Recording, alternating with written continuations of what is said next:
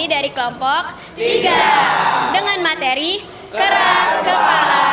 Kami akan membawakan konsep yaitu wawancara dan juga bermain peran. Sebelum itu perkenalkan, nama saya Anissa Farnadia Zafira, absen 3. Nama saya Nadia Suci, absen 25. Nama saya Rara Rulinda, absen 34. Nama saya Fairis Kalisa Zafira, absen 14. Nama saya Ahmad Zaki Faros, absen 1. Saya Rafa Feruzul, absen 33. Nama saya Rafa Nurazan Kurniawan, absen 1. Nama saya Fitra Cahaya Alam, absen 16. Saya Bima Seno, absen 8. Saya Rizka Sandrina Karisma, absen 35. Saya Zara Askia Prameswari, absen 37. Oke, kalau gitu langsung aja kita ke videonya.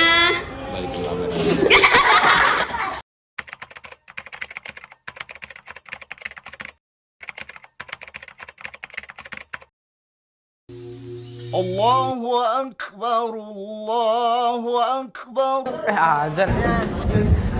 Malam ambil murajab. Bim, tolong gua Bim, gua dikunci dulu. Mana lo Bim? Ya mati gua Bim. Ya elah Bim, kalah. Teman-teman, ini udah azan, udah waktunya sholat zuhur. Ayo kita sholat zuhur. Udah berisik Bim. Gua kalau lagi kalah nih, Bib. Gini Zan.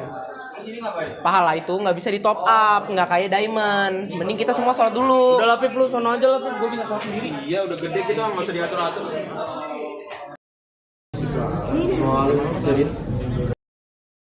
Kan kayak gitu sih. Si Rapif kan benar ngajakin kalian sholat jamaah. Bahkan sholat jamaah itu pahalanya 27 kali lipat tahu daripada sholat sendiri. Kalian yang rugi kalau misalnya nolak. Kalau hati kita jauh dari Allah, nanti hidup terasa berat. Masa harus nunggu dapat musibah dulu baru tobat? Kan kita nggak tahu umur kita sampai kapan ya kan. Yuk sholat yuk, biarin mereka.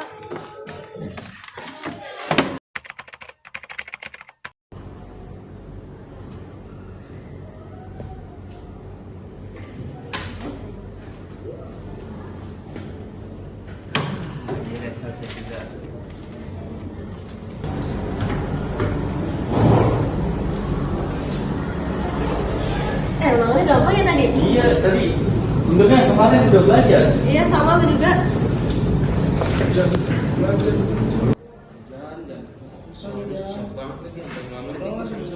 Makanya jangan keras kepala, harusnya waktu kalian tadi dipakai buat sholat sama berdoa ke Allah. Ya next kita sholat aja deh. Udah daripada main game kita nggak ngerti gini. Lu sih ngajakin main game. Lu. Udah lanjutin dulu. Oleh karena itu guys, kita harus mendengarkan nasihat-nasihat orang lain dengan cara Sholat dan jangan berkeras kepala. jangan tunggu musibah dulu baru sadar. Bye-bye. Assalamualaikum warahmatullahi wabarakatuh. Sekarang kita kelompok 3 udah bersama Bu Andin. Halo Bu Andin. Halo. Hari ini saya akan menanyakan beberapa pertanyaan tentang keras kepala kepada Bu Andin. Langsung aja ya kita ke pertanyaan pertamanya. Menurut Ibu nih, kenapa ada orang yang susah banget buat nerima saran padahal saran itu tuh baik buat mereka? Oke. Pertama, manusia itu kan beda-beda ya. Sifatnya, sikapnya, prinsipnya beda-beda. Kalau dia keras kepala berarti dia adalah salah satu orang yang terpilih untuk jadi keras kepala. Ya. Terus apa lagi tadi? Kenapa berbeda-beda kan? Kenapa susah banget? Ya, karena punya sikap dan punya sifat yang seperti itu. Dia memang mempertahankan apa yang dia pikir baik, gitu. Menurut orang itu keras kepala, tapi menurut dia yang punya sifat keras kepala itu mereka memikir dia itu apa yang dia rasakan, apa yang dia pendapatkan itu adalah baik buat dia, gitu. Oke, kalau gitu kita lanjut ke pertanyaan keduanya. Kalau menurut Ibu, sifat keras kepala itu selalu jelek nggak sih? Atau ada sisi positifnya juga, Bu? Sebenarnya sifat keras kepala itu ada sisi positifnya asal bisa diarahkan, ya. Karena kalau misalkan kita kayak nggak punya prinsip, itu sama aja punya prinsip kan ya. Saya maunya harus begini, itu namanya punya prinsip. Tapi orang bilang itu keras kepala.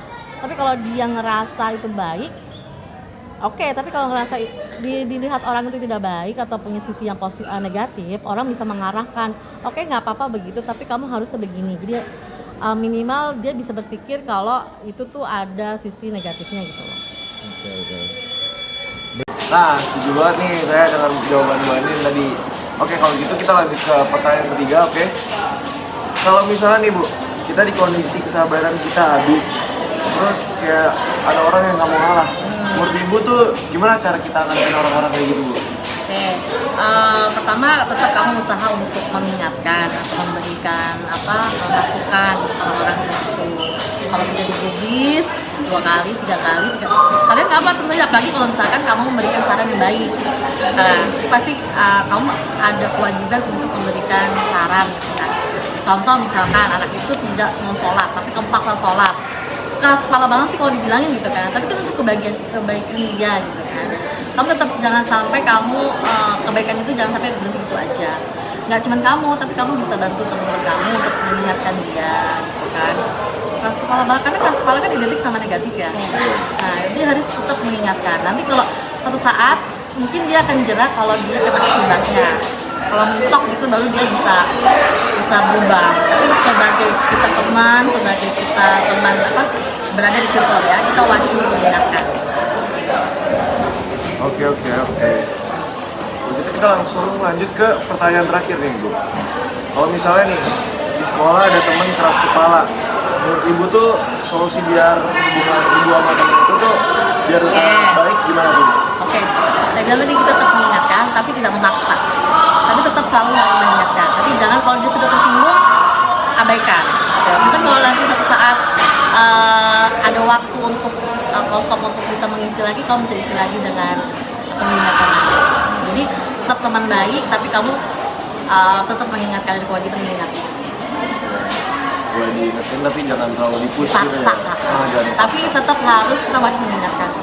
Oke, terima kasih banyak Bu Andin untuk jawabannya. Terima kasih buat semuanya yang udah nonton. Lanjut ke pertanyaan panitia ya.